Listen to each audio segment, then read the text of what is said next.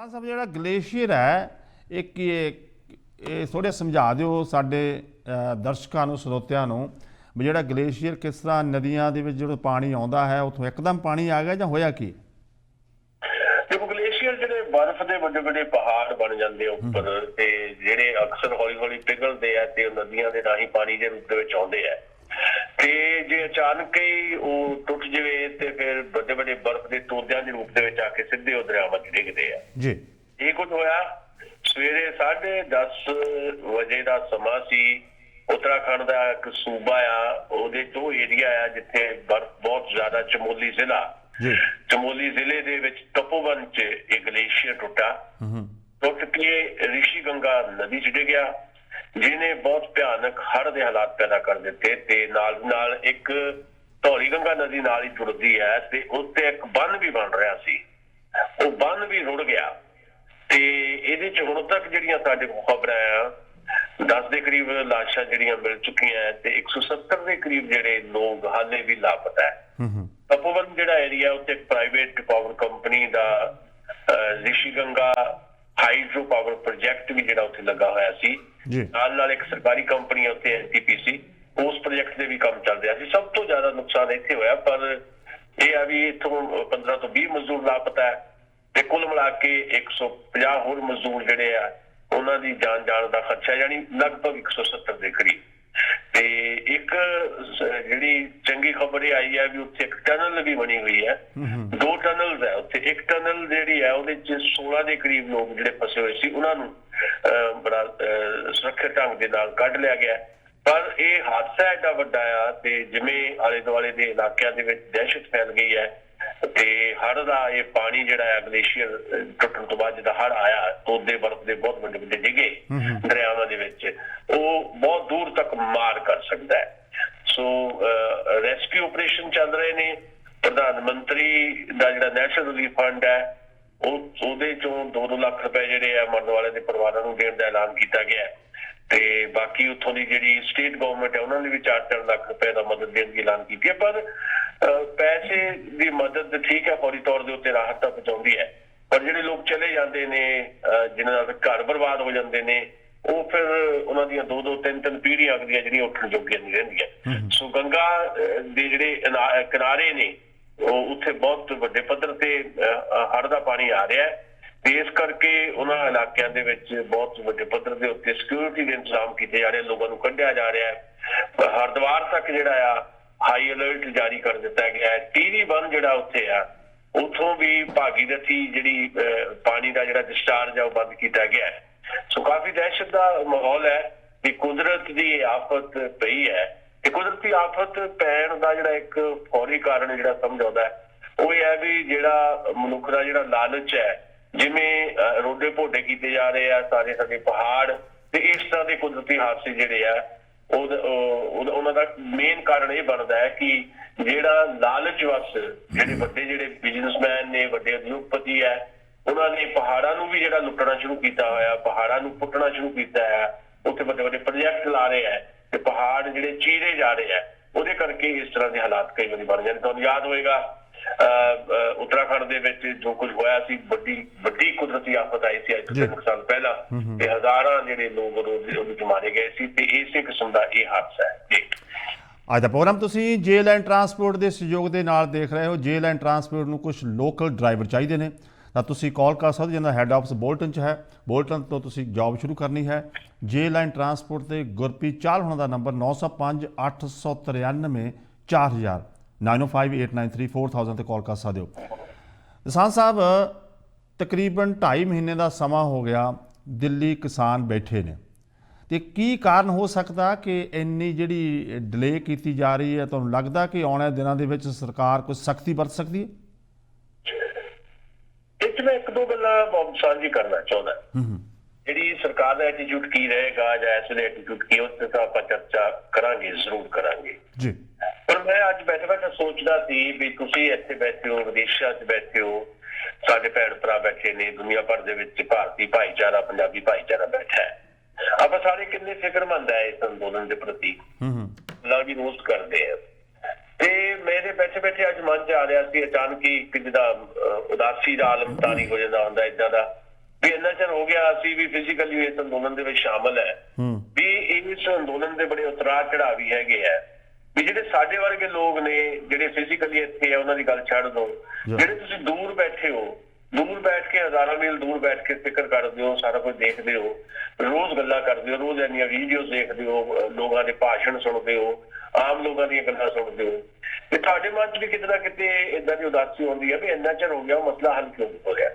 ਤੇ ਫਿਰ ਮੇਰਾ ਸਵਾਲ ਪੈਦਾ ਇੱਥੇ ਹੋ ਜਾਂਦਾ ਹੈ ਕਿ ਸਾਡੇ ਤੁਹਾਡੇ ਮਨਾਂ 'ਚ ਏਦਾਂ ਦੇ ਸ਼ੰਕੇ ਉੱਭਰਦੇ ਆ, ਏਦਾਂ ਦੇ ਡਰ ਉੱਭਰਦੇ ਆ, ਚਿੰਤਾ ਉੱਭਰਦੀ ਆ, ਫਿਕਰਮੰਦੀ ਆਉਂਦੀ ਹੈ, ਉਦਾਸੀ ਆਉਂਦੀ ਹੈ, ਤਾਂ ਜਿਹੜੇ ਲੋਕ ਉੱਥੇ ਬੈਠੇ ਆ ਲੱਖਾਂ ਦੀ ਤਾਦਾਦ ਦੇ ਵਿੱਚ ਪੰਜਾਬ ਬਾਰਡਰ ਦੇ ਉੱਤੇ, ਉਹਨਾਂ ਲੋਕਾਂ ਦੀ ਮਾਨਸਿਕ ਅਵਸਥਾ ਕਿੱਦਾਂ ਦੀ ਹੋਏਗੀ। ਸਾਨੂੰ ਉਹਨਾਂ ਲੋਕਾਂ ਨੂੰ ਸਲਾਮ ਕਰਨਾ ਚਾਹੀਦਾ, ਉਹਨਾਂ ਲੋਕਾਂ ਦੀ ਜਿਹੜਾ ਸਿਰੜ ਹੈ, ਉਹਨਾਂ ਦਾ ਹੌਸਲਾ, ਉਹਨਾਂ ਨੂੰ ਸਲਾਮ ਕਰਨਾ ਚਾਹੀਦਾ ਹੈ। ਉਸ ਤੋਂ ਵੀ ਅੱਗੇ ਜਿਹੜੇ ਲੀਡ ਕਰ ਰਹੇ ਨੇ ਲੋਕ, ਉਹਨਾਂ ਦੀ ਮਾਨਸਿਕ ਅਵਸਥਾ ਕਿੱਦਾਂ ਹੋਏਗੀ, ਜਿਨ੍ਹਾਂ ਦੇ ਉੱਤੇ ਬਹੁਤ ਵੱਡੀ ਜ਼ਿੰਮੇਵਾਰੀ ਹੈ, ਜਿਨ੍ਹਾਂ ਤੇ ਭਾਰ ਹੈ, ਜਿਨ੍ਹਾਂ ਨੂੰ ਹਰ ਪਾਸੋਂ ਨੁਕਤਾਚੀਨੀ ਦਾ ਵੀ ਸਾਹਮਣਾ ਕਰਨਾ ਪੈ ਰਿਹਾ। ਲੀਡਰ ਜਿਹੜੇ ਆ, ਉਹਨਾਂ ਲੀਡਰਸ ਦੇ ਉੱਤੇ ਬਹੁਤ ਵੱਡੀਆਂ ਜ਼ਿੰਮੇਵਾਰੀਆਂ ਹੈ। ਤੇ ਜਿਹੜੇ ਰਜਾਈ 'ਚ ਬੈਠੇ ਵਿਦਵਾਨ ਨੇ, ਰਜਾਈਆਂ 'ਚ ਆਪਣੇ ਘਰਾਂ 'ਚ ਬੈੱਡਾਂ ਤੇ ਬੈਠੇ ਆ, ਰਜਾਈ 'ਚ ਬੈਠੇ, ਲੈਪਟਾਪ ਹੈ ਉਹਨਾਂ ਦੇ ਕੋਲ ਜਾਂ ਮੋਬਾਈਲ ਫੋਨ ਹੈ, ਉੱਥੋਂ ਮਿਹਨਤ ਨਹੀਂ ਲਾਉਂਦੇ ਉਹ ਕੋਈ ਨਾ ਕੋਈ ਟੀਕਾ ਟਿੱਪਣੀ ਕਰਨ ਤੇ।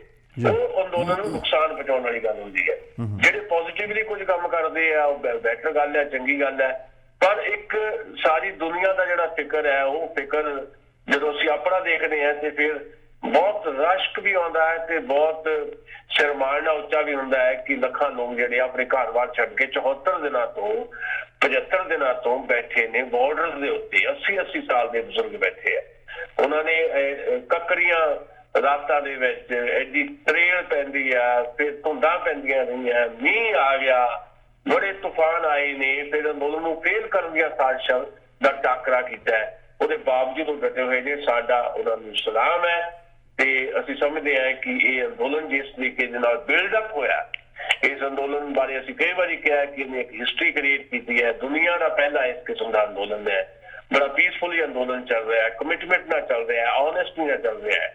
ਇਹ ਸਾਨੂੰ ਬਹੁਤ ਕੁਝ ਹੋਰ ਸ਼ਾਇਦ ਆਉਣ ਵਾਲੇ ਦਿਨਾਂ ਦੇ ਵਿੱਚ ਦੇਖਣ ਨੂੰ ਮਿਲੇਗਾ।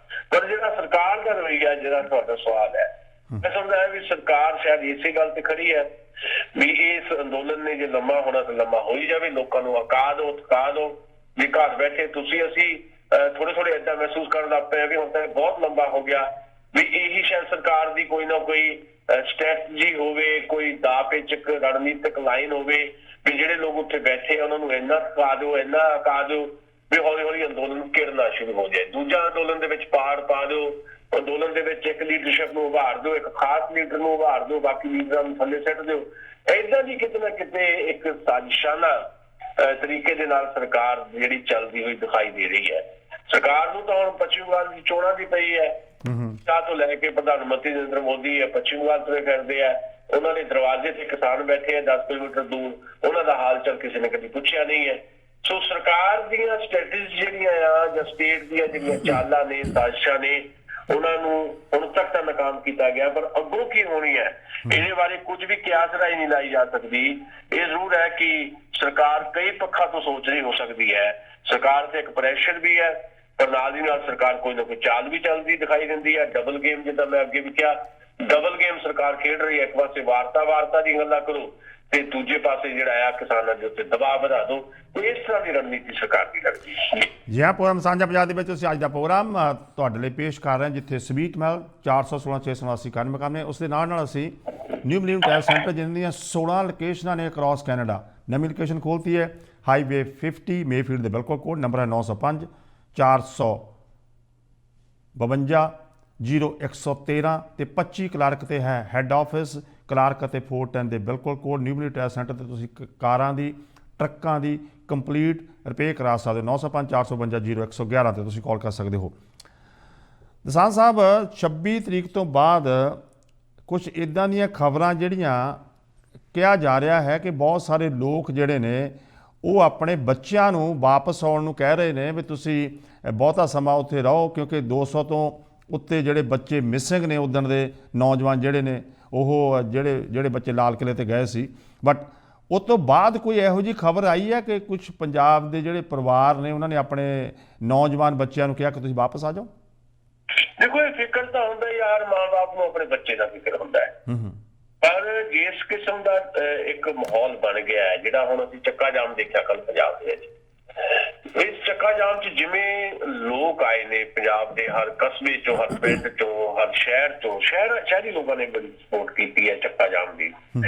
ਕੋਈ ਏਰੀਆ ਨਹੀਂ ਬਚਿਆ ਕੱਲ ਪੰਜਾਬ 'ਚ ਜਿੱਥੇ ਚੱਕਾ ਜਾਮ ਲਈ ਲੋਕ ਬਾਹਰ ਨਾ ਨਿਕਲੇ। ਹੁਣ ਉਹਦੇ 'ਚ ਔਰਤਾਂ ਵੀ ਸੀਗੀਆਂ, ਉਹ 'ਚ ਬਜ਼ੁਰਗ ਵੀ ਸੀਗੇ, ਉਹ 'ਚ ਬੱਚੇ ਵੀ। ਔਰਤਾਂ ਕੀ ਆਪਣੇ ਬੱਚੇ ਲੈ ਕੇ ਆਏ ਆ। ਸੋ ਕੁਝ ਪਰਿਵਾਰ ਹੋ ਸਕਦੇ ਆ ਜਿਨ੍ਹਾਂ ਵੱਲੋਂ ਆਪਣੇ ਬੱਚਿਆਂ ਨੂੰ ਕਿਹਾ ਜਾ ਰਿਹਾ ਹੋਏਗਾ ਵੀ ਚਲੋ ਤੁਸੀਂ ਕਾਫੀ ਲੰਮਾ ਸਮਾਂ ਹੋ ਗਿਆ, ਤੁਸੀਂ ਵਾਪਸ ਆ ਜਾਓ, 2-4 ਦਿਨ ਆ ਜਾਓ, ਮੁੜ ਕੇ ਫੇਰ ਚਲ ਜਾਓ। ਏਦਾਂ ਦੀ ਗੱਲ ਹੁੰਦੀ ਹੈ। ਪਰ ਜਿਹੜੀ ਮੈਂ ਰਿਐਲਿਟੀ, ਗਰਾਊਂਡ ਰਿਐਲਿਟੀ ਤੁਹਾਨੂੰ ਦੱਸਣ ਲੱਗਾ ਉਹ ਇਹ ਹੈ ਵੀ ਜਿਹੜਾ ਯੂਥ ਉਸ ਦਿਨ 26 ਜਨਵਰੀ ਵਾਲੇ ਦਿਨ ਉੱਧਰ ਨੂੰ ਗਿਆ ਸੀ ਲਾਲ ਕਿਲ੍ਹੇ ਵੱਲ ਨੂੰ, ਚਾਹੇ ਅਣਭੁੱਲ ਹੋ ਕੇ ਗਿਆ, ਚਾਹੇ ਉਹ ਬਾਰਡਰ ਜਿਹੜੀਆਂ ਬੈਰੀਕੇਡਿੰਗ ਸੀ ਉਧਰ ਦੀਆਂ ਓਪਨ ਕੀਤੀਆਂ ਹੋਈਆਂ ਸੀ ਪੁਲਿਸ ਨੇ ਆਪਣੇ ਢੰਗ ਦੇ ਨਾਲ, ਸਾਜ਼ਿਸ਼ਾਨਾ ਤਰੀਕੇ ਨਾਲ ਲੋਕਾਂ ਨੂੰ ਉੱਧਰ ਭੇਜ ਰਹੀ ਸੀ। ਇਸ ਅਚੇਤ ਨੌਜਵਾਨ ਜਿਹੜੇ ਚਲੇ ਗਏ ਉਹਦੇ ਚੋਂ ਜਿਹੜੇ 200 ਤੋਂ ਜ਼ਿਆਦਾ ਗ੍ਰਿਫਤਾਰ ਕੀਤੇ ਗਏ, ਜਿਨ੍ਹਾਂ ਦਾ ਹਾਲੇ ਕੁਝ ਲੋਕਾਂ ਦਾ ਪਤਾ ਵੀ ਨਹੀਂ ਲੱਗ ਰਿਹਾ, ਕੇਸ ਫੋਕਸ ਪਾਏ ਹੋਏ ਹੈ। ਤੇ ਜਿਹੜੇ ਲੋਕ ਨਹੀਂ ਗ੍ਰਿਫਤਾਰ ਹੋਏ ਉਹ ਮੁੜ ਆਏ। ਉਹ ਮੁੜ ਕੇ ਆ ਕੇ 26 ਤਰੀਕ ਨੂੰ ਤਾਂ ਰਹੇ ਸਿੰਘੂ ਬਾਰਡਰ ਤੇ, ਪਰ ਉਸ ਤੋਂ ਬਾਅਦ ਉਹ ਨੌਜਵਾਨ ਜਿਹੜੇ ਆ ਨਾ ਉਹਦੇ ਤੋਂ ਵੱਡੀ ਗਿਣਤੀ ਉਹ ਜਾ ਚੁੱਕੀ ਹੈ। ਉਹਨਾਂ ਨੂੰ ਇਸ ਗੱਲ ਦਾ ਡਰ ਆ ਵੀ ਜਿਵੇਂ ਕੈਮਰੇ ਚੈੱਕ ਕੀਤੇ ਜਾ ਰਹੇ ਆ, ਜਿਹੜੇ ਸਾਰੇ ਕੈਮਰੇ ਸੀ ਉੱਥੇ ਕਿਹੜੇ ਕਿਹੜੇ ਲੋਕ ਆਏ ਆ, ਪਛਾਣ ਕੀਤੀ ਜਾ ਰਹੀ ਹੈ, ਛਾਪੇ ਮਾਰੇ ਜਾ ਰਹੇ ਆ ਵੀ ਜਿਹੜੇ ਲੋਕ ਉੱਧਰ ਨੂੰ ਗਏ ਸੀ ਲਾਲ ਕਿਲ੍ਹੇ ਵੱਲ ਨੂੰ ਉਹਨਾਂ ਦੇ ਉੱਤੇ ਕੇਸ ਪਾਏ ਜਾਣ, ਉਹਨਾਂ ਨੂੰ ਗ੍ਰਿਫਤਾਰ ਕੀਤਾ ਜਾਏ। ਇਸ ਡਰੋਂ ਵੀ ਕਿਤੇ ਸਾਡੀ ਗ੍ਰਿਫਤਾਰੀ ਨਾ ਹੋਵੇ ਉਹ ਨੌਜਵਾਨ ਤਾਂ ਆ ਚੁੱਕੇ ਆ, ਪਰ ਉਹ ਬਹੁਤ ਵੱਡੀ ਗਿਣਤੀ ਨਹੀਂ ਹੈ। ਉਹ ਕੁਝ ਨੌਜਵਾਨ ਹੈ ਜਿਨ੍ਹਾਂ ਨੂੰ ਲੱਗਦਾ ਕਿ ਅਸੀਂ ਲਾਲ ਕਿਲ੍ਹੇ ਤੇ ਪਹੁੰਚ ਗਏ ਸੀ ਤੇ ਸਾਨੂੰ ਹੁਣ ਬਚਣਾ ਚਾਹੀਦਾ ਤੇ ਉਹ ਰੂਪੋਸ਼ ਹੋ ਗਏ ਨੇ, ਅੰਡਰਗਰਾਊਂਡ ਹੋ ਗਏ ਨੇ, ਆਪਣੇ ਆਪਣੇ ਥਾਈਂ ਚਲੇ ਗਏ। ਪਰ ਬਾਕੀ ਸਾਰਾ ਮਜਮਾ ਜਿਹੜਾ ਉੱਥੇ ਲੱਗਾ ਹੋਇਆ ਤੇ ਸਗੋਂ ਸਿੰਘੂ ਬਾਰਡਰ ਤੇ ਜਿਵੇਂ ਟਿਕਰੀ ਬਾਰਡਰ ਦਾ ਚਰਚਾ ਕਰਾਂ ਜਾਂ ਗਾਜ਼ੀਪੁਰ ਬਾਰਡਰ ਦਾ, ਤਾਂ ਮੈਂ ਤੁਹਾਨੂੰ ਦੱਸਦਾ ਕਿ ਉੱਥੇ ਜਿੰਨੇ ਪੰਜਾਬ ਵਾਲੇ ਬੈਠੇ ਆ ਉਨੀ ਗਿਣਤੀ ਹਰਿਆਣੇ ਵਾਲਿਆਂ ਦੀ ਹੋ ਚੁੱਕੀ ਹੈ। ਅੱਗੇ ਨਾਲੋਂ 26 ਤਰੀਕ ਨਾਲੋਂ 4 ਗੁਣਾ ਜਿਹੜੀ ਹੈ ਗਿਣਤੀ ਸਾਰੇ ਬਾਰਡਰ ਤੇ ਵੱਧ ਚੁੱਕੀ ਹੈ ਲੋਕਾਂ ਦੀ। ਹਾਂ, ਯੂਥ ਜਿਹੜਾ ਉਸ ਦਿਨ 26 ਵਾਲੇ ਦਿਨ ਗਿਆ ਉਧਰ ਨੂੰ ਲਾਲ ਕਿਲ੍ਹੇ ਵੱਲ, ਉਹਦਾ ਵੱਡਾ ਹਿੱਸਾ ਜਿਹੜਾ ਹੈ ਉਹ ਸਾਈਡ ਤੇ ਹੋ ਚੁੱਕਾ। ਉਹਨਾਂ ਨੇ ਟੈਕਟੀਕਲੀ ਇਹ ਕੀਤਾ, ਆਪਣੇ ਬਚਾਅ ਲਈ ਕੀਤਾ, ਪਰ ਉਹ ਇਸ ਗੱਲੋਂ ਸੋਚਦੇ ਹੋ ਸਕਦੇ ਆ ਕਿ ਸਾਡੇ ਤੇ ਹੁਣ ਝੂਠੇ ਕੇਸ ਨਾ ਪਾ ਦਿੱਤੇ ਜਾਣ। ਕੋਈ ਉੱਧਰ ਨੂੰ ਜਾਣਾ ਵੀ ਤਾਂ ਗੁਨਾਹ ਨਹੀਂ ਨਾ, ਕੋਈ ਜੇ ਲਾਲ ਕਿਲ੍ਹੇ ਨੂੰ ਚਲ ਗਿਆ ਗੁਨਾਹ ਥੋੜ੍ਹਾ। ਜਿਹਨੇ ਵਾਇਲੈਂਸ ਕੀਤੀ ਹੋਏਗੀ ਉਹ ਤਾਂ ਲਾਜ਼ਮੀ ਤੌਰ ਦੇ ਉੱਤੇ ਉਹਨਾਂ ਤੇ ਕੇਸ ਪਏਗਾ। ਜਿਹਨਾਂ ਨੇ ਵਾਇਲੈਂਸ ਨਹੀਂ ਕੀਤੀ ਉੱਧਰ ਨੂੰ ਚਲ ਗਏ, ਸਰਕਾਰ ਨੇ ਆਪੇ ਰਸਤਾ ਦਿੱਤਾ ਉਹਨਾਂ ਨੂੰ ਜਾਣ ਲਈ, ਉਹਨਾਂ ਦੇ ਤਾਂ ਕੋਈ ਕੇਸ ਵੀ ਨਹੀਂ ਬਣਦਾ। ਕੋਈ ਫਲੈਗ ਲਾਉਣਾ, ਕੋਈ ਭਾਰਤ ਦੀ ਕਿਸੇ ਵੀ ਸੜਕ ਤੇ ਜਾਣਾ ਅਮਨਪੂਰਵਕ ਸ਼ਾਂਤੀ ਦੇ ਨਾਲ, ਉਹ ਕੋਈ ਗੁਨਾਹ ਥੋੜ੍ਹਾ। ਤਾਂ ਫਿਰ ਵੀ ਮਨ ਦੇ ਵਿੱਚ ਡਰ ਆ, ਖੌਫ ਹੈ, ਉਹ ਨੌਜਵਾਨ ਥੋੜੇ ਆਸੇ ਪਾਸੇ ਹੋਏ ਆ ਜੀ। ਜੀ ਹਾਂ, ਪੂਰਨ ਸਾਂਝਾ ਪੰਜਾਬ ਦੇ ਵਿੱਚ ਤੁਸੀਂ ਸਾਂਝ ਪਾਉਣੀ ਚਾਹੁੰਦੇ ਹੋ 905 455 44 905458 4444 905458 4444 ਤੇ ਤੁਹਾਡੀ ਕਾਲ ਆ ਸਕਦੀ 905 455 44 44। ਕਿਸਾਨ ਸਾਹਿਬ, ਅਗਲਾ ਪ੍ਰੋਗਰਾਮ ਕੋਈ ਕਿਸਾਨ ਜਥੇਬੰਦੀਆਂ ਨੇ ਉਲੀਕਿਆ ਜਾਂ ਹਜੇ ਕੋਈ ਪਤਾ ਨਹੀਂ ਵੀ ਅਗਲੀ ਪਲਾਨ ਕੀ ਹੈ? ਦੇਖੋ, ਜਿਹੜੀ ਸੰਯੁਕਤ ਕਿਸਾਨ ਮੋਰਚੇ ਦੀ ਮੀਟਿੰਗ ਹਾਲੇ ਹੋਣੀ ਆ, ਜਿੰਨੀ ਹੋ ਸਕੀ ਸ਼ਾਇਦ ਕੱਲ ਹੋਏਗੀ, ਕਿਉਂਕਿ ਇੱਕ ਤਰ੍ਹਾਂ ਕਿਸਾਨ ਮਹਾ ਪੰਚਾਇਤਾਂ ਦੀ ਲੜੀ ਜਿਹੜੀ ਹੈ ਤੁਰ ਪਈ ਹੈ ਯੂਪੀ ਦੇ ਵਿੱਚ, ਹਰਿਆਣੇ 'ਚ ਤੇ ਰਾਜਸਥਾਨ ਦੇ ਵਿੱਚ। ਲੀਡਰਸ਼ਿਪ ਜਿਹੜੀ ਆ ਉਹ ਉਹਨਾਂ ਮਹਾ ਪੰਚਾਇਤਾਂ 'ਚ ਜਾ ਰਹੀ ਹੈ। ਜਿਵੇਂ ਇੱਧਰੋਂ ਬਲਵੀਰ ਸਿੰਘ ਰਾਜੇਵਾਲ ਵੀ ਜੀਂਦ ਜਾ ਕੇ ਆਏ, ਗੁਰਨਾਮ ਸਿੰਘ ਚਡੂਨੀ ਵੀ, ਉਧਰੋਂ ਰਕੇਸ਼ ਟਕੈਤ ਵੀ। ਸੋ ਲੀਡਰਸ਼ਿਪ ਨੂੰ ਵੰਡ ਕੇ 2 ਜਣੇ ਕਿਤੇ ਭੇਜੇ ਜਾ ਰਹੇ, 2 ਜਣੇ ਕਿਤੇ ਭੇਜੇ ਜਾ ਰਹੇ ਆ। ਅੱਜ ਵੀ ਇੱਕ ਜਿਹੜੀ ਬਕਾਇਦਾ ਕਿਸਾਨ ਪੰਚਾਇਤ ਜਿਹੜੀ ਹੈ ਉਹ ਰੇਵਾੜੀ ਇਲਾਕੇ ਦੇ ਵਿੱਚ ਕੀਤੀ ਜਾ ਰਹੀ ਹੈ, ਹੋ ਗਈ ਹੈ, ਉੱਥੇ ਰਕੇਸ਼ ਟਕੈਤ ਹੋ ਰਹੀ ਗਏ ਸੀ। ਸੋ ਇਹ ਜਿਹੜੀਆਂ ਕਿਸਾਨ ਪੰਚਾਇਤਾਂ ਹੋ ਰਹੀਆਂ, ਇਹ ਇੱਕ ਕਿਸਮ ਦਾ ਇਸ ਅੰਦੋਲਨ ਨੂੰ ਹੋਰ ਬੂਸਟ ਅਪ ਕਰਨ ਕਰਕੇ ਹੋ ਰਹੀ ਹੈ ਵੀ ਜਦੋਂ ਵੀ ਲੋੜ ਪਵੇ ਤਾਂ ਕਿਸਾਨ ਜਿਹੜੇ ਹੈ ਇੱਥੇ ਉਸੇ ਵੇਲੇ ਪਹੁੰਚ ਜਾਣ। ਇਹ ਗੱਲ ਕਿਸਾਨ ਲੀਡਰ ਕਹਿ ਵੀ ਰਹੇ ਆ ਕਿਸਾਨ ਪੰਚਾਇਤਾਂ ਦੇ ਵਿੱਚ। ਇਸ ਕਰਕੇ ਕੋਈ ਜਿਹੜਾ ਚੱਕਾ ਜਾਮ ਤੋਂ ਬਾਅਦ ਕੋਈ ਅਗਲਾ ਐਕਸ਼ਨ ਪ੍ਰੋਗਰਾਮ ਜਿਹੜਾ ਆ ਉਹ ਹਾਲੇ ਤੱਕ ਐਲਾਨਿਆ ਨਹੀਂ ਗਿਆ। ਉਹ ਸ਼ਾਇਦ ਕੱਲ ਦੀ ਮੀਟਿੰਗ ਜਿਹੜੀ ਸੰਯੁਕਤ ਕਿਸਾਨ ਮੋਰਚੇ ਦੀ ਹੋਏਗੀ ਉਹਦੇ 'ਚ ਐਲਾਨਿਆ ਜਾਏਗਾ। ਪਰ ਇਹ ਜ਼ਰੂਰ ਹੈ ਵੀ ਭਿਵਾਨੀ ਤੇ ਦਾਦਰੀ ਦੇ ਵਿਚਾਲੇ ਅੱਜ ਜਿਹੜੀ ਕਿਸਾਨ ਪੰਚਾਇਤ ਹੋਈ ਹੈ ਉਹਦੇ 'ਚ 50,000 ਤੋਂ ਜ਼ਿਆਦਾ ਕਿਸਾਨ ਸ਼ਾਮਲ ਹੋਏ, ਛੋਟੀ ਗਿਣਤੀ ਨਹੀਂ।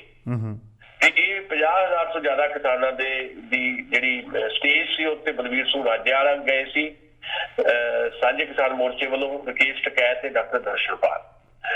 ਤੇ ਇਹਨਾਂ ਨੇ ਉੱਥੇ ਜਾ ਕੇ ਇਹ ਗੱਲ ਕਹੀ ਆ, ਖਾਸ ਤੌਰ ਤੇ ਰਕੇਸ਼ ਟਕੈਤ ਨੇ, ਵੀ ਜਿਹੜੇ ਟਰੈਕਟਰ ਅਸੀਂ ਉਧਰ ਤਾਂ 3.5 ਲੱਖ ਟਰੈਕਟਰ ਆਏ ਸੀ, ਪਰ ਦਿੱਲੀ ਚ ਪਰੇਡ ਦੇ ਵਿੱਚ 20,000 ਟਰੈਕਟਰ ਸ਼ਾਮਲ ਹੋ ਸਕੇ ਸੀ। ਜਿੱਦਾਂ ਦਾ ਉਹ ਮਾਹੌਲ ਬਣ ਗਿਆ ਸੀ, ਜਿਵੇਂ ਉਹ ਸਾਰੀਆਂ ਚੀਜ਼ਾਂ ਜਿਹੜੀਆਂ ਆਈਆਂ ਆਪਾਂ ਨੂੰ ਪਤਾ, ਮੈਂ ਦੁਹਰਾਉਣਾ ਨਹੀਂ ਚਾਹੁੰਦਾ।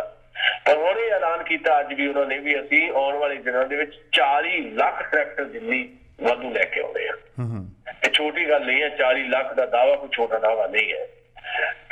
ਦੂਜੀ ਗੱਲ ਇੱਕ ਜਿਹੜੀ NGT ਹੈ ਨਾ, ਨੈਸ਼ਨਲ ਗ੍ਰੀਨ ਟ੍ਰਿਬਿਊਨਲ, ਉਹਨਾਂ ਨੇ ਕੀ ਕੀਤਾ, ਉਹਨਾਂ ਨੇ ਕਹਿਤਾ ਵੀ ਕੋਈ ਵੀ ਜਿਹੜੀ ਵਹੀਕਲ ਹੈ ਉਹ 10 ਸਾਲ ਪੁਰਾਣੀ ਦਿੱਲੀ 'ਚ ਨਹੀਂ ਆ ਸਕਦੀ। ਤੇ ਜਿਹੜੇ ਦਿੱਲੀ ਦੇ ਆਲੇ ਦੁਆਲੇ ਦੇ ਕਿਸਾਨ ਸੀ, ਅੱਜ ਭਿਵਾਨੀ ਦਾਦਰੀ ਵੱਲ ਜਾਣ ਤੋਂ ਪਹਿਲਾਂ ਰਕੇਸ਼ ਟਕੈਤ ਉਹਨਾਂ ਨੂੰ ਮਿਲੇ ਸੀ ਗਾਜ਼ੀਪੁਰ ਬਾਰਡਰ ਤੇ।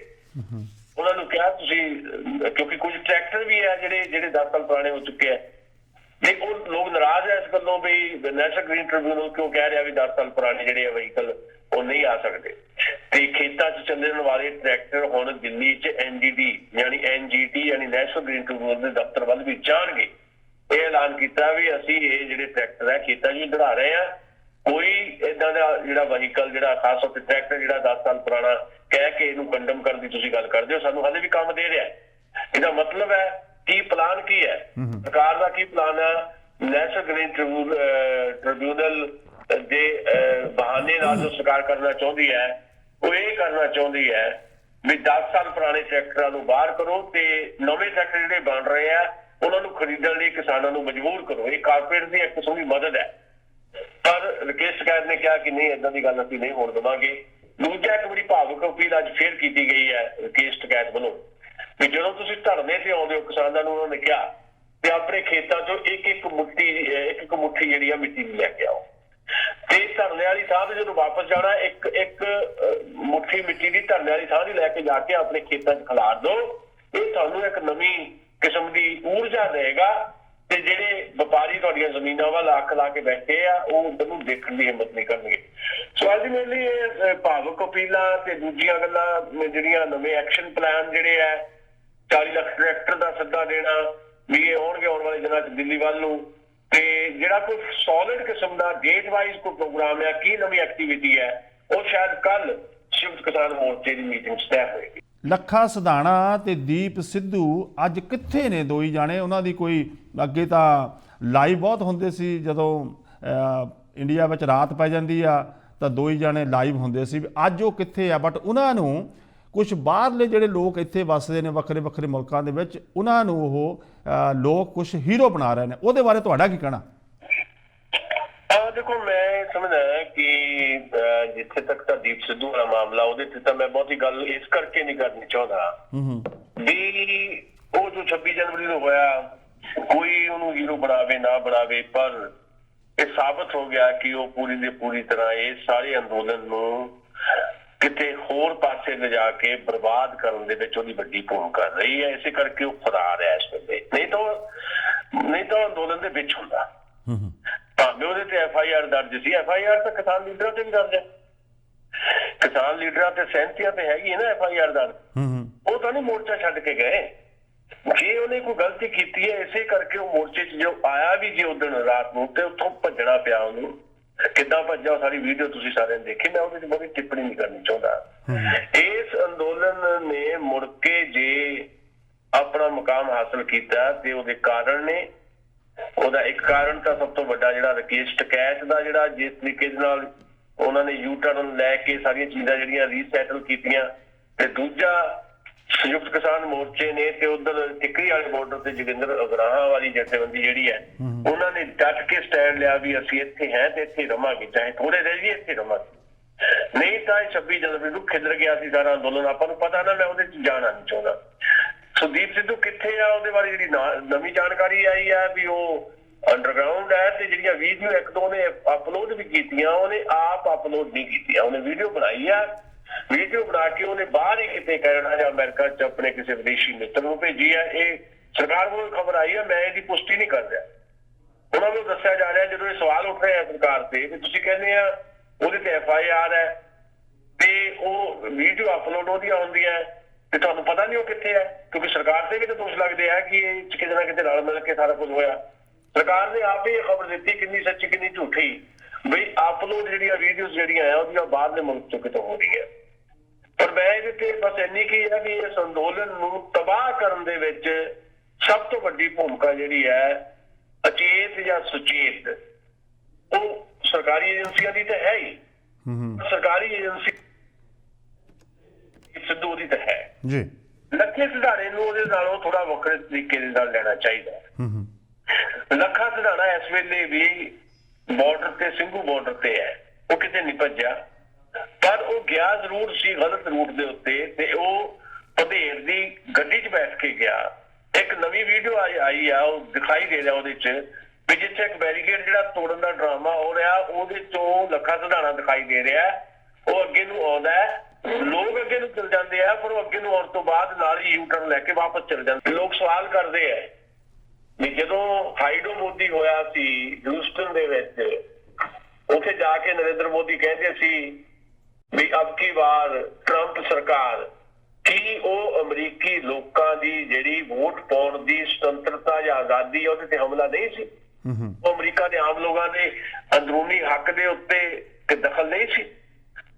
ਕੀ ਇਸੇ ਤਰ੍ਹਾਂ ਦੀਆਂ ਹੋਰ ਬਹੁਤ ਸਾਰੀਆਂ ਮੈਂ ਮਿਸਾਲਾਂ ਤੁਹਾਨੂੰ ਦੇ ਸਕਦਾ ਹੈ ਵੀ ਜਦੋਂ ਵਾਸ਼ਿੰਗਟਨ ਦੇ ਵਿੱਚ ਕੈਪੀਟਲ ਜਿਹੜੀ ਹੈ ਅਮਰੀਕਾ ਦੀ, ਉੱਥੇ ਇੱਕ ਹਮਲਾ ਹੁੰਦਾ ਟਰੰਪ ਦੇ ਹਮਾਇਤੀਆਂ ਵੱਲੋਂ, ਤੇ ਉਸ ਤੋਂ ਬਾਅਦ ਟਵੀਟ ਕਰਦੇ ਨੇ ਭਾਰਤ ਦੇ ਪ੍ਰਧਾਨ ਮੰਤਰੀ ਵੀ ਕਿਸੇ ਵੀ ਡੈਮੋਕ੍ਰੇਸੀ ਲਈ ਏਦਾਂ ਦੀ ਗੱਲ ਚੰਗੀ ਨਹੀਂ ਹੈ ਕਿ ਇਹ ਅਮਰੀਕਾ ਦੇ ਅੰਦਰੂਨੀ ਮਾਮਲੇ 'ਚ ਦਖਲ ਨਹੀਂ ਸੀ। ਤੇ ਅੱਜ ਡੈਮੋਕ੍ਰੇਸੀ ਲਈ ਬਹੁਤ ਵਧੀਆ ਦਿਨ ਹੈ ਵੀ 74-75 ਦਿਨਾਂ ਤੋਂ ਕਿਸਾਨ ਜਿਹੜੇ ਆ ਠੰਡੀਆਂ ਰਾਤਾਂ ਦੇ ਵਿੱਚ ਉੱਥੇ ਸੜਕਾਂ ਤੇ ਰੋਲਣ ਨੂੰ ਮਜਬੂਰ ਹੈ। ਕੀ ਇਹ ਦੁਨੀਆ ਭਰ ਦੇ ਵਿੱਚ ਮਨੁੱਖੀ ਅਧਿਕਾਰਾਂ ਦੀ ਇਸ ਕਿਸਮ ਦੀ ਉਲੰਘਣਾ ਕਿਤੇ ਦਿਖਾਈ ਦਿੰਦੀ ਹੈ? ਅੱਜ ਯੂਐਨਓ ਨੇ ਵੀ ਕਹਿਤਾ, ਨਹੀਂ 2 ਮਹੀਨੇ ਬਾਅਦ ਕਹਿਤਾ ਯੂਐਨਓ ਨੇ ਵੀ ਇਹਦੇ ਤੇ ਧਿਆਨ ਰੱਖਣਾ ਚਾਹੀਦਾ, ਸਰਕਾਰ ਨੂੰ ਇਹਦੇ ਤੇ ਕੁਝ ਨਾ ਕੁਝ ਕਰਨਾ ਚਾਹੀਦਾ ਪੋਜ਼ਿਟਿਵਲੀ, ਅਮਨਪੂਰਵਕ ਕਿਸੇ ਨੂੰ ਵੀ ਧਰਨੇ ਲਾਉਣ ਦਾ ਹੱਕ ਹੈ। ਯੂਐਨਓ ਨੇ ਕਹਿਤਾ, ਇੰਟਰਨੈਸ਼ਨਲ ਪਰਸਨੈਲਿਟੀ ਨੇ ਕਹਿਤਾ। ਉਹਨਾਂ ਦੇ ਖਿਲਾਫ ਜਿਹੜਾ ਦਾ ਤੁਸੀਂ ਜ਼ਿਕਰ ਕੀਤਾ, ਜਿਹੜੇ ਸੈਲੀਬ੍ਰਿਟੀ ਜਿਹੜੇ ਸਾਡੇ ਸੋਕਾਰ ਬਾਲੀਵੁੱਡ ਵਾਲੇ ਆ, ਉਹਨਾਂ ਨੂੰ ਸਕ੍ਰਿਪਟ ਲਿਖ ਕੇ ਦਿੱਤੀ ਗਈ ਹੈ। ਜੋ ਸਰਕਾਰ ਨੇ ਸਕ੍ਰਿਪਟ ਦੇ ਦਿੱਤੀ ਉਹੀ ਟਵੀਟ ਕਰਤੀ ਉਹਨਾਂ ਨੇ। ਇੱਕ ਉਹ ਕੁੜੀ ਸਾਇਨਾ ਨੇਹਵਾਲ ਹੈ, ਟੈਨਿਸ ਸਟਾਰ ਹੈ, ਤੇ ਉਧਰੋਂ ਜਿਹੜਾ ਸੁਨੀਲ ਸ਼ੈਟੀ ਹੈ ਫਿਲਮ ਸਟਾਰ, ਉਹਨਾਂ ਦੇ ਟਵੀਟ ਦਾ ਅੱਖਰ ਸੇਮ ਹੈ। ਇਹਦਾ ਮਤਲਬ ਸਕ੍ਰਿਪਟ ਬਣਾ ਕੇ ਦਿੱਤੀ ਗਈ। ਸੋ ਇਹ ਸਾਰਾ ਕੁਝ ਡਰ ਚੋਂ ਨਿਕਲਦਾ ਹੈ। ਸੋ ਡਰੇ ਹੋਏ ਲੋਕ ਇਹ ਕਰਦੇ ਆ, ਡਰੇ ਹੋਏ ਲੋਕ ਹੀ ਇੰਟਰਨੈਟ ਬੈਨ ਕਰਿਆ ਕਰਦੇ ਆ, ਡਰੇ ਹੋਏ ਲੋਕ ਹੀ ਬਾੜਾ ਤੁਹਾਡੇ ਆਲੇ ਦੁਆਲੇ ਲਾਉਂਦੇ ਆ, ਡਰੇ ਹੋਏ ਲੋਕ ਹੀ ਜਿਹੜੇ ਬਿਆਨ ਤੇ ਬਿਆਨ ਦਿੰਦੇ ਆ, ਡਰੇ ਹੋਏ ਲੋਕ ਹੀ ਤੁਹਾਨੂੰ ਏਦਾਂ ਸਖਤੀ ਦਿਖਾਉਂਦੇ ਆ ਵੀ ਅਸੀਂ ਬੜੇ ਸਖਤ ਹੈ, ਅੰਦਰੋਂ ਡਰੇ ਹੁੰਦੇ ਆ।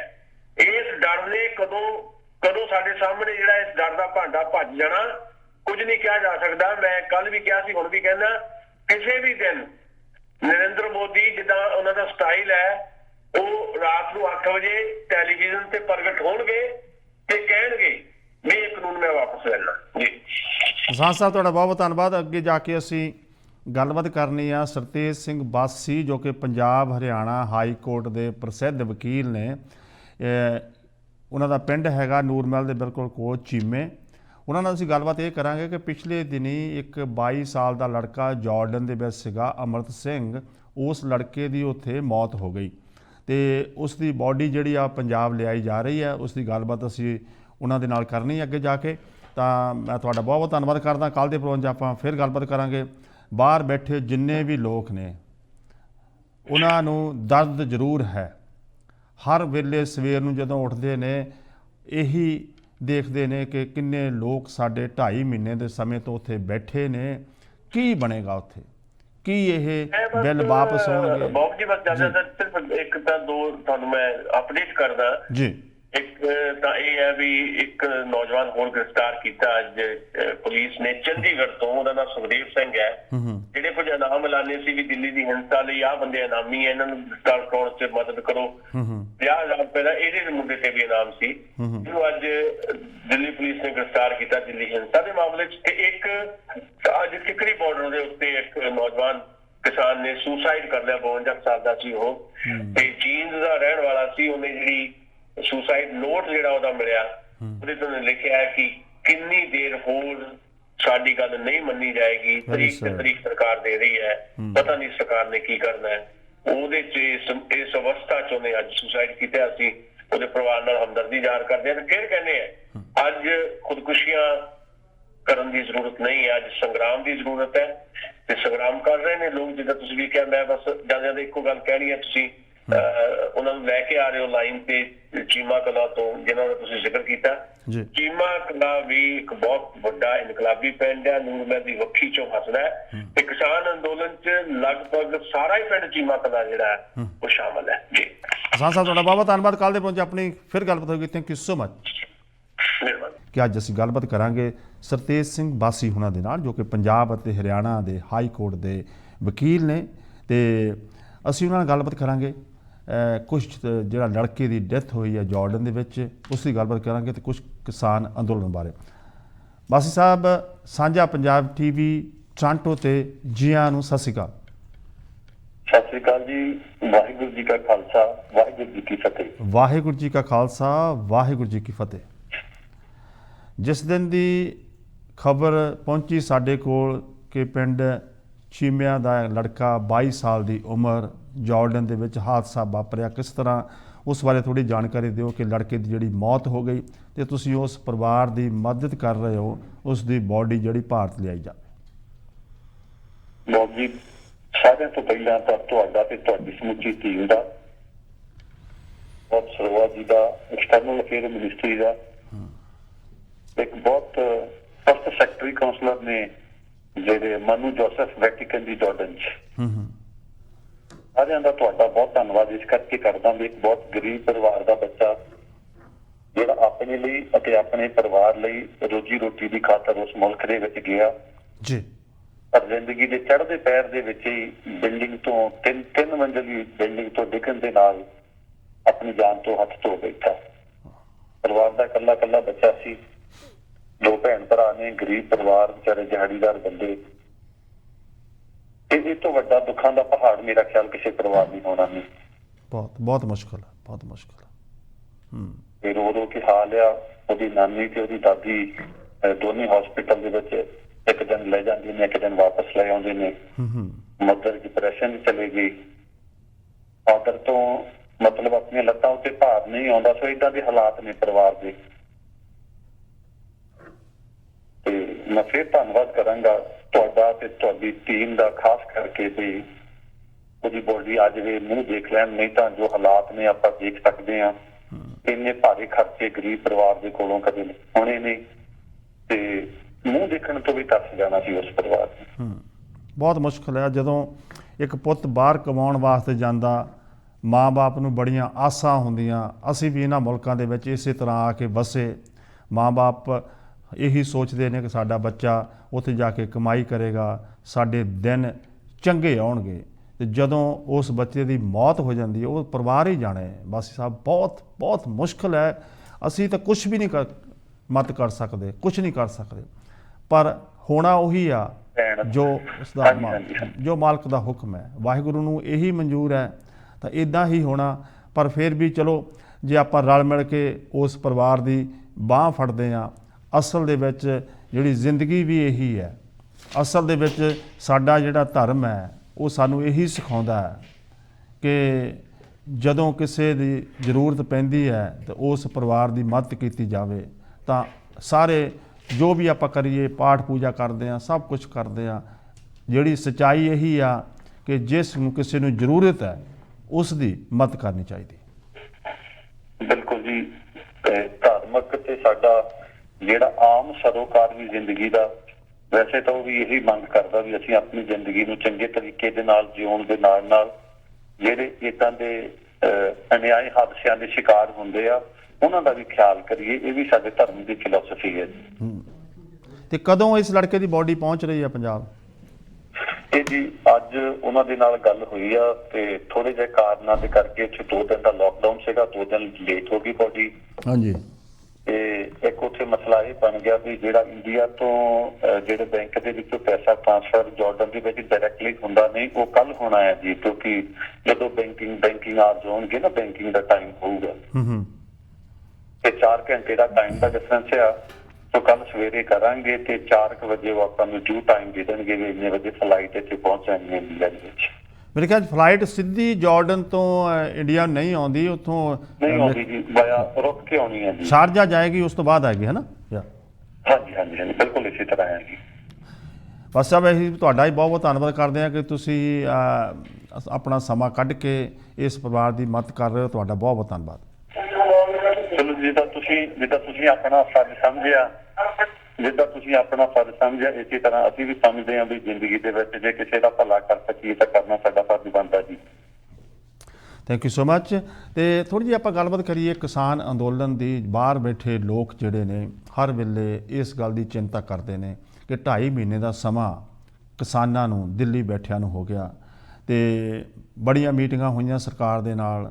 26 ਤਰੀਕ ਨੂੰ ਵੱਡੀ ਟਰੈਕਟਰ ਰੈਲੀ ਹੋਈ, ਕੱਲ੍ਹ ਪਰਸੋਂ ਚੱਕਾ ਜਾਮ ਹੋਇਆ, ਪਰ ਅੱਜ ਤੱਕ ਅਜੇ ਵੀ ਸਰਕਾਰ ਜਿਹੜੀ ਹੈ ਉਹ ਕੋਈ ਵੀ ਗੱਲ ਮੰਨਣ ਨੂੰ ਤਿਆਰ ਨਹੀਂ ਹੈ। ਤੁਸੀਂ ਵੀ ਉੱਥੇ ਸਟੇਜ 'ਤੇ ਜਾ ਕੇ ਬੋਲੇ ਅਤੇ ਤੁਹਾਡੇ ਪਿੰਡ ਦੇ ਮੇਰੇ ਖਿਆਲ ਵਿੱਚ ਹਰ ਵਿਅਕਤੀ ਕਿਸਾਨ ਅੰਦੋਲਨ 'ਤੇ ਪਹੁੰਚਿਆ ਹੋਏਗਾ, ਪਰ ਤੁਸੀਂ ਇਹਦੇ ਬਾਰੇ ਕੀ ਕਹਿਣਾ ਚਾਹੁੰਦੇ ਹੋ?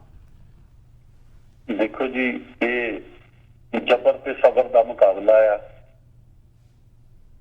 ਉਹ ਵੀ ਪਿੱਛੇ ਨਹੀਂ ਹਟ ਰਿਹਾ, ਜ਼ਬਰ ਕਰਨ ਵਾਲੇ ਵੀ ਤੇ ਸਬਰ ਕਰਨ ਵਾਲਿਆਂ ਨੇ ਵੀ ਪਿੱਛੇ ਹਟਣਾ ਨਹੀਂ, ਕਿਉਂਕਿ ਗੁਰੂ ਨਾਨਕ ਦੇਵ ਜੀ ਦੀ ਫਿਲਾਸਫੀ ਤੇ ਗੁਰੂ ਗੋਬਿੰਦ ਸਿੰਘ ਮਹਾਰਾਜ ਦਾ ਥਾਪੜਾ ਹੈ ਸਾਨੂੰ ਵੀ ਜੀ। ਤੇ ਜਿਹੜਾ ਇਹ ਅੰਦੋਲਨ ਆ, ਇਹ ਅੰਦੋਲਨ ਅੱਜ ਬਿੱਲਾਂ ਤੋਂ ਹਟ ਕੇ ਅੱਜ ਇੱਕ ਪੰਜਾਬੀਆਂ ਦੇ ਲਈ ਇੱਕ ਚੈਲੰਜ ਤੇ ਕੁਐਸਚਨ ਮਾਰਕ ਬਣ ਗਿਆ ਆ, ਕਿਉਂਕਿ ਪੰਜਾਬ ਨੂੰ ਭੰਡਿਆ ਗਿਆ ਤੁਹਾਡੇ ਸਾਹਮਣੇ ਆ। NRIਆਂ ਨੂੰ ਭੰਡਿਆ ਗਿਆ ਬਈ ਪੈਸੇ ਗਲਤ ਦਿਸ਼ਾ ਦੇ ਵਿੱਚ ਦਿੰਦੇ ਨੇ, ਖਾਲਿਸਤਾਨੀਆਂ ਵਾਲੀ ਗੱਲ ਆਈ, ਕਈ ਤਰ੍ਹਾਂ ਦੇ ਅੱਤਵਾਦੀ ਵੱਖਵਾਦੀ ਕਹਿ ਕੇ ਗੱਲਾਂ ਕੀਤੀਆਂ ਗਈਆਂ, ਵਿਚਾਰਾਂ ਦੱਸੀਆਂ ਗਈਆਂ। ਪਰ ਸਾਫ਼ ਸੁਥਰਾ ਤੇ ਦੁਨੀਆ ਦਾ ਇੱਕ ਅਤਿ ਮਹੱਤਵਪੂਰਨ ਜਿਹੜਾ ਰੋਲ ਆ ਉਹ ਪੰਜਾਬੀਆਂ ਨੇ ਇਹਦੇ ਵਿੱਚ ਦਿਖਾਇਆ ਤੇ ਇਕੱਲੇ ਹਿੰਦੁਸਤਾਨ ਨੂੰ ਨਹੀਂ ਬਲਕਿ ਸਮੁੱਚੇ ਸੰਸਾਰ ਨੂੰ ਇਹ ਦੱਸਿਆ ਵੀ ਕਿਸਾਨੀ ਦੀ ਜਿਹੜੀ ਕਿਰਤ ਆ ਉਹ ਕਿਸੇ ਇੱਕ ਧਰਮ ਜਾਂ ਕਿਸੇ ਇੱਕ ਜਾਤ ਦੇ ਉੱਤੇ ਲਾਗੂ ਨਹੀਂ ਹੁੰਦੀ, ਬਲਕਿ ਸਮੁੱਚੀ ਮਨੁੱਖਤਾ ਦੇ ਉੱਤੇ ਲਾਗੂ ਹੁੰਦੀ ਆ ਕਿ ਜੇ ਕਿਰਤੀ ਕਿਸਾਨ ਖਤਮ ਹੋ ਗਿਆ ਤੇ ਸਮਾਜ ਦੇ ਵਿੱਚ ਹਰੇਕ ਦੀ ਪਲੇਟ ਦੇ ਵਿੱਚੋਂ ਅੰਨ ਦਾਣਾ ਚੱਕਿਆ ਜਾਣਾ ਹੈ। ਸੋ ਲੜਾਈ ਅੱਜ ਪਾਲਣ ਵਾਲੇ ਦੀ ਤੇ ਉਹਦੀ ਪਲੇਟ ਦੇ ਵਿੱਚੋਂ ਰੋਟੀ ਖੋਹਣ ਵਾਲੇ ਦੀ ਹੈ। ਤੇ ਪਰਮਾਤਮਾ ਕਰੇ ਵੀ ਇਹ ਜਿਹੜਾ ਅੰਦੋਲਨ ਆ ਇਹਦੇ ਵਿੱਚ ਕੋਈ ਏਦਾਂ ਦੀ ਗੱਲ ਨਾ ਆਵੇ ਜਿਹੜਾ ਅੱਗੇ ਆਪਾਂ ਪੰਜਾਬ ਨੇ ਬੜਾ ਵੱਡਾ ਸੰਤਾਪ ਚੱਲਿਆ ਆ। ਤੇ ਤੁਸੀਂ ਵੀ ਜਾਣਦੇ ਹੀ ਹੋ ਮੇਰੇ ਤੋਂ ਪਹਿਲਾਂ ਪੰਜਾਬ ਦੇ ਇਤਿਹਾਸ ਨੂੰ। ਸੋ ਪਰਮਾਤਮਾ ਕਰੇ ਵੀ ਇਹ ਜਿਹੜਾ ਅੰਦੋਲਨ ਆ ਸ਼ਾਂਤਮਈ ਤਰੀਕੇ ਨਾਲ ਚੱਲੇ ਤੇ ਸਰਕਾਰ ਗੋਡਿਆਂ ਤੇ ਆਈ ਪਈ ਆ ਤੇ ਲੱਗਦਾ ਆ ਵੀ ਆਉਣ ਵਾਲੇ ਦਿਨਾਂ ਦੇ ਵਿੱਚ ਇਹਦਾ ਕੋਈ ਨਾ ਕੋਈ ਹੱਲ ਜ਼ਰੂਰ ਆਪਣੇ ਸਾਹਮਣੇ ਆਊਗਾ। ਇੱਕ ਸਵਾਲ ਜਾਂਦੇ ਜਾਂਦੇ ਕਰੋਗੇ, ਜੇ ਸਰਕਾਰ ਕਹਿੰਦੀ ਹੈ ਕਿ ਉਸ ਬਿੱਲ ਦੇ ਤਿੰਨੇ ਬਿੱਲਾਂ ਦੇ ਵਿੱਚ ਅਮੈਂਡਮੈਂਟ ਹੋ ਸਕਦੀ ਆ, ਜਿਹੜੀਆਂ ਚੀਜ਼ਾਂ ਕਿਸਾਨਾਂ ਨੂੰ ਚੰਗੀਆਂ ਨਹੀਂ ਲੱਗਦੀਆਂ ਸਰਕਾਰ ਉਹ ਕੱਢਣ ਨੂੰ ਤਿਆਰ ਹੈ, ਤੇ ਤੁਹਾਡਾ ਕੀ ਕਹਿਣਾ ਕਿ ਇਸ ਉੱਤੇ ਗੌਰ ਕੀਤੀ ਜਾ ਸਕਦੀ ਕਿਸਾਨਾਂ ਵੱਲੋਂ ਜਾਂ ਇਹ ਇਸੇ ਤਰ੍ਹਾਂ ਰਹੇਗਾ ਕਿ ਬਿੱਲ ਰੱਦ ਹੋਣੇ ਚਾਹੀਦੇ? ਦੇਖੋ ਜੀ, ਗੌਰ ਕਰਨਾ ਬਹੁਤ ਜ਼ਰੂਰੀ ਆ। ਜਥੇਬੰਦੀਆਂ ਵੀ ਚਾਹੁੰਦੀਆਂ ਆ ਗੌਰ ਕਰਨਾ, ਪਰ ਜਿਹੜਾ ਆਹ ਵਿਸ਼ਵਾਸੀ ਦਾ ਇੱਕ ਮਾਹੌਲ ਬਣ ਗਿਆ ਵੀ ਨਾ ਵਿਸ਼ਵਾਸ ਹੈਗਾ ਆ ਕਿਸਾਨਾਂ ਨੂੰ ਸਰਕਾਰ ਦੇ ਉੱਤੇ ਨਹੀਂ, ਤੇ ਉਹ ਜਿਹੜੀ ਆਹ ਵਿਸ਼ਵਾਸੀ ਵਾਲੀ ਗੱਲ ਆ ਉਹਦੇ ਕਰਕੇ ਨੁਕਸਾਨ ਹੋ ਰਿਹਾ। ਜੇ ਕਿਤੇ ਏਦਾਂ ਦਾ ਮਾਹੌਲ ਬਣ ਜਾਵੇ, ਵਿਸ਼ਵਾਸ ਹੋ ਜਾਵੇ ਇੱਕ ਦੂਜੇ ਨੂੰ, ਤੇ ਜ਼ਰੂਰ ਇਹਦੇ ਵਿੱਚ ਕੋਈ ਨਾ ਕੋਈ ਨਵਾਂ ਪਹਿਲੂ ਜਿਹੜਾ ਸਾਹਮਣੇ ਆ ਸਕਦਾ ਹੈ। ਤੇ ਕੋਈ ਅਗਲਾ ਪ੍ਰੋਗਰਾਮ ਲਿਖਿਆ ਗਿਆ ਕਿਉਂਕਿ ਹੁਣ ਇਸ ਟਾਈਮ ਜਿਹੜੀ ਆ ਜੇ ਕੋਈ ਖਬਰ ਨਹੀਂ ਕੋਈ ਵੀ ਬਾਹਰ ਆ ਰਹੀ, ਕਿ ਕਿਸਾਨਾਂ ਨੇ ਕੋਈ ਅਗਲਾ ਪ੍ਰੋਗਰਾਮ ਨਵਾਂ ਲਿਖਿਆ ਆ ਆਉਣ ਵਾਲੇ ਦਿਨਾਂ ਵਿੱਚ? ਹੋ ਸਕਦਾ ਕੁਝ ਨਵਾਂ ਪ੍ਰੋਗਰਾਮ ਤਾਂ ਸਾਰਿਆਂ ਤੋਂ ਜਿਹੜਾ ਮਹੱਤਵਪੂਰਨ ਪ੍ਰੋਗਰਾਮ ਤਾਂ ਹੈਗਾ ਆ ਵੀ ਵੱਧ ਤੋਂ ਵੱਧ ਲੋਕਾਂ ਨੂੰ ਜਾਗਰਿਤ ਕੀਤਾ ਜਾਵੇ, ਸੁਚੇਤ ਕੀਤਾ ਜਾਵੇ। ਮੈਂ ਇੱਕ ਪਰਸਨਲ ਤੌਰ ਦੇ ਉੱਤੇ ਇੱਕ ਸਲਾਹ ਦਿੱਤੀ ਸੀਗੀ ਜੀ ਕਿਸਾਨ ਜਥੇਬੰਦੀਆਂ ਦੇ ਨੁਮਾਇੰਦਿਆਂ ਨੂੰ ਵੀ ਜਿੱਥੇ ਕਿਤੇ ਇਲੈਕਸ਼ਨ ਹੋ ਰਹੀ ਆ ਉੱਥੇ ਜਾ ਕੇ ਜਿਹੜਾ ਹਿੰਦੀ ਬੋਲਦੇ ਸਾਡੇ ਚਿਹਰੇ ਆ ਕਿਸਾਨ ਆਗੂ ਆ ਉਹ ਉਹਨਾਂ ਸਟੇਟਾਂ ਦੇ ਵਿੱਚ ਜਾ ਕੇ ਕਿਸਾਨਾਂ ਨੂੰ ਮੋਬਿਲਾਈਜ਼ ਕਰਨ, ਉਹਨਾਂ ਨੂੰ ਜਿਹੜਾ ਉੱਥੇ ਜਾ ਕੇ ਥੋੜਾ ਬਹੁਤਾ ਇਹਨਾਂ ਦੀ ਚਿੰਤਾ ਦਾ ਵਿਸ਼ਾ ਬਣੇ। ਜਿਹੜੇ ਉੱਥੇ ਇਲੈਕਸ਼ਨ ਲੜਦੇ ਆ ਲੋਕ ਵੀ ਜਿਹੜੇ ਕਿਸਾਨ ਆ ਉਹ ਸਾਡੇ ਤੋਂ ਵੱਖਰੇ ਨੇ। ਸੋ ਆਉਣ ਵਾਲੇ ਦਿਨਾਂ ਦੇ ਵਿੱਚ ਆਸ ਬੜੀ ਆ ਵੀ ਜਥੇਬੰਦੀਆਂ ਦੇ ਨਿਯੁਕਤ ਕੀਤੇ ਹੋਏ ਜਿਹੜੇ ਨੁਮਾਇੰਦੇ ਆ ਉਹ ਵੱਖਰੀਆਂ ਸਟੇਟਾਂ ਦੇ ਵਿੱਚ ਜਾ ਕੇ ਤੇ ਪ੍ਰਚਾਰ ਦੀ ਮੁਹਿੰਮ ਨੂੰ ਸੰਭਾਲਣਗੇ। ਬਾਸੀ ਸਾਹਿਬ ਤੁਹਾਡਾ ਬਹੁਤ ਬਹੁਤ ਧੰਨਵਾਦ। ਆਉਣ ਵਾਲੇ ਦਿਨਾਂ 'ਚ ਆਪਣੀ ਫਿਰ ਗੱਲਬਾਤ ਹੋਏਗੀ ਤੇ ਕੋਸ਼ਿਸ਼ ਕਰਿਆ ਕਰੋ ਕਿ ਤਕਰੀਬਨ ਹਰ ਹਫ਼ਤੇ ਜਾਂ 2 ਹਫ਼ਤਿਆਂ ਬਾਅਦ ਸਾਡੇ ਨਾਲ ਅਪਡੇਟ ਜ਼ਰੂਰ ਕਰਿਆ ਕਰੋ। ਇੱਕ ਵਾਰੀ ਫਿਰ ਸਮਾਂ ਦੇਣ ਦਾ ਤੁਹਾਡਾ ਬਹੁਤ ਬਹੁਤ ਧੰਨਵਾਦ। ਬਹੁਤ ਜੀ ਤੁਹਾਡੇ ਹੁਕਮ ਤੇ ਜਦੋਂ ਤੁਸੀਂ ਕਹੋਗੇ ਤੁਹਾਡੇ ਹੁਕਮਾਂ ਤੇ ਬੱਚੇ ਉੱਤੇ ਆਵਾਂਗੇ। ਥੈਂਕ ਯੂ ਸੋ ਮਚ ਬਾਸੀ ਸਾਹਿਬ, ਥੈਂਕ ਯੂ ਜੀ, ਬਹੁਤ ਬਹੁਤ ਧੰਨਵਾਦ ਜੀ ਤੁਹਾਡਾ। ਧੰਨਵਾਦ। ਇਹ ਸਨ ਪੰਜਾਬ ਹਰਿਆਣਾ ਹਾਈ ਕੋਰਟ ਦੇ ਪ੍ਰਸਿੱਧ ਵਕੀਲ ਸਰਤੇਜ ਸਿੰਘ ਬਾਸੀ, ਜਿਨ੍ਹਾਂ ਦਾ ਪਿੰਡ ਨੂਰਮਹਿਲ ਦੇ ਬਿਲਕੁਲ ਕੋਲ ਚੀਮੇ ਹੈ।